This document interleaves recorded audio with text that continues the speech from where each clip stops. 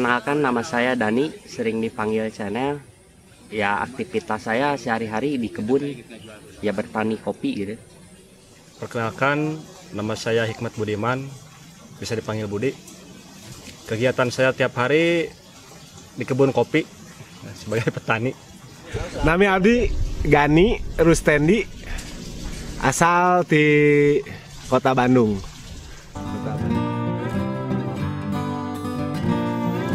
2010 saya mulai menanam kopi jenis Arabica. Kita sebut kopi Sunda,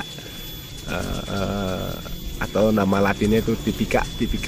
Ini salah satu kopi Arabica tertua di dunia.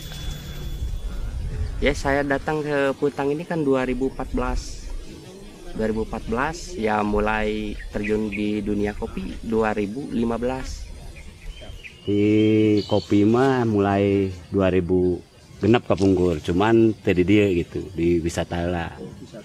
Lihat potensi di wilayah sekitar juga Pak, karena setelah lulus sekolah saya banyak di kota gitu kan Pak, kerja di perusahaan kota gitu. Sampai beberapa tahun ke belakang ya kebetulan saya sering main ke gunung, akhirnya lihat apa ya, ada yang mendorong saya buat terjun di pertanian kopi itu Pak. Ya dari 2013 saya mulai belajar kopi gitu kan, mulai masuk ke kebun dan berani beli kebun 2016 Pak, 2016. Nah di situ saya betul-betul benar-benar merasakan ya atmosfer industri kopi gitu Pak. Motivasi saya terjun jadi seorang petani kopi, niat awalnya konservasi. Ada rencana dari kopi, penanaman kopi konservasi. Saya terpikir juga karena melihat hutan udah kurang bagus lah. Dari debit air udah kurang, udah itu ya ada perencanaan di kopi, saya masuk di kopi juga. Karena itu suka juga sih di tanaman. Karena di kopi itu ngambil apalagi bibit ya yang buhun dulu, yang ya kopi dulu lah. Dia inginnya hidupnya itu banyak pohon pelindung. Ya jadi sekitar kalau penanaman kopi dulu itu, kalau yang sekarang itu dari 1 hektar 1.200, kalau kopi ini paling 500 atau 700 pohon. Karena dibanyakin pohon pelindung. Apalagi targetnya dari ngambil kopi dulu itu ngambil dari suhu. Suhunya harus kena 25%, itu 25 dinginnya. Jadi harus banyak pohon pelindung. Kita menentuin dari suhu itu, ya caranya kalau nggak ada air, pohon pelindung dibanyakin. Makanya nanamnya kopi, cara kopi konservasi itu, ya keunggulannya itu hutan kejaga, kopinya juga bagus. Terus dari lingkungan juga Pak, saya maksudnya kayaknya kopi solusi terbaik Pak, mengembalikan ya, maksudnya sebelum itu kan saya merhatiin warga lokal yang nggak di kopi, mereka mungkin ngambil kayu gitu Pak, kenapa ya, yang istilahnya mengeksploitasi hutan mereka dengan tidak ini Pak ya. Ya lihat kondisi Puntang, dulu tempat bermain juga. Saya dari tahun 90 udah main ke Puntang. Ini wilayah yang memang senang saya main di sini. Hampir tiap minggu kita main di sini, naik ke atas ke puncak Mega, ke Haruman, hampir mengenal lah gimana Puntang itu gitu, seperti apa dulu gitu. Dulu bagus sekali ini alam, ekosistem hutannya terjaga, banyak makhluk di sini, makhluk hidup ya. Cuman sayang beriring ke sini akibat program yang tidak tepat sasaran, akhirnya jadi rusak alam. Ya di samping niat itu konservasi tanaman endemik tanah Sunda, motif saya ingin menghijaukan lagi lahan-lahan kritis. Salah satunya tanaman kopi. Kenapa harus tanaman kopi? Pilihannya satu, karena hanya tanaman ini yang memang ini sejenis tanaman keras kopi ini. Dimana meskipun dia tidak tinggi, kalau dibiarin tinggi bisa seperti tanaman kayu, taman keras gitu.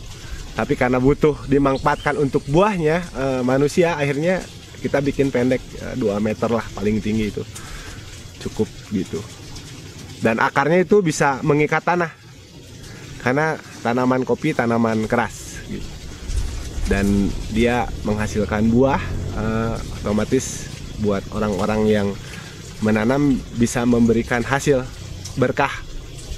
Alam memberi berkah buat manusia yang menanam. Ya mimpi saya tuh ya pertama di kopi bisa ngangkat seperti ya tempat, apalagi tuh kita diem di Gunung Puntang. Gunung Puntang kan udah kemarin udah ya lumayan punya nama. Ya itu saya intinya mah bisa membanggakan suatu tempat ya. Pertama saya lihat petani-petani tua di sini kan ya mereka konsisten gitu Pak, walaupun ya penghasilan di kopi itu kan saya rasain sendiri sekarang jauh dari cukup, tapi lihat mereka yang konsisten itu kan bertani kopi gitu, menggantungkan hidup mereka di kopi, ya mungkin itu perlu, menurut saya itu perlu apa ya Pak, perlu jembatan gitu Pak, perlu jembatan agar ya mereka bisa kita bantu, mungkin ya lebih sedikit meningkatkan nilai tambah buat mereka gitu Pak. Karena kopi itu cocoknya ya sambil kayak hutan lah, apalagi bibitnya saya ngambil ke yang bibit dulu, dipika dulu, karena dia ngambilnya ke suhu ya harus tepat, paling tinggi 25 suhunya, kelembaban tanah 70 sampai 65% lah harus tetap basah, makanya kejagalah semua, enak lah, banyak yang ada yang ngejaga air, ada yang satwanya, ada yang hutannya, jadi kebantu semua. Kalau dulu nggak ada, susah, makanya cepet hancurnya. Ya, alhamdulillah sekarang masyarakat di sini juga ada lah, dari kopi itu manfaatnya lumayan juga, apalagi sekarang kenanya itu masyarakat ya ke hutan lah kebanyakannya, karena dia udah fokus lihat ya di bawah juga air udah kurang atau apa. Nah sekarang udah alhamdulillah lah, udah bagus lagi, air udah normal lagi ada. Kopi dan dinamik dari hutannya juga kelihatan udah bagus sekarang. Oh kopi, banyaklah tamu-tamu dari luar juga, jadi kelihatannya sekarang ya di kopi itu hutan bagus lah. Itu hutan bagus. Harapannya saya ke depan tuh mulai terikat di kebun tuh ya intinya tuh pertama tuh ngejaga alam.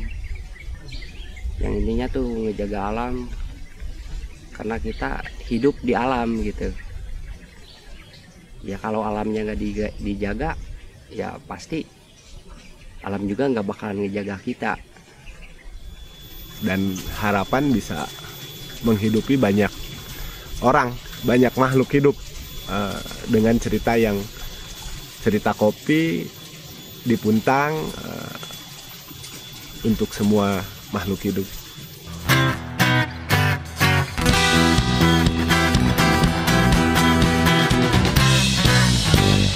Petani kopi hidup saling menghidupi, tidak membunuh, memberi subur tumbuh.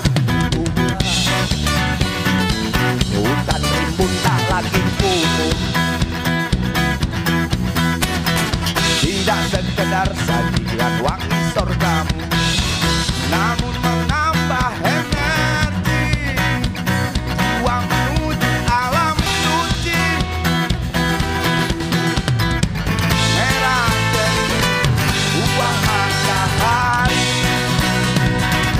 kita panen hutan asri, senyum ramah petani, teguk nikmat hasil bukti anak negeri.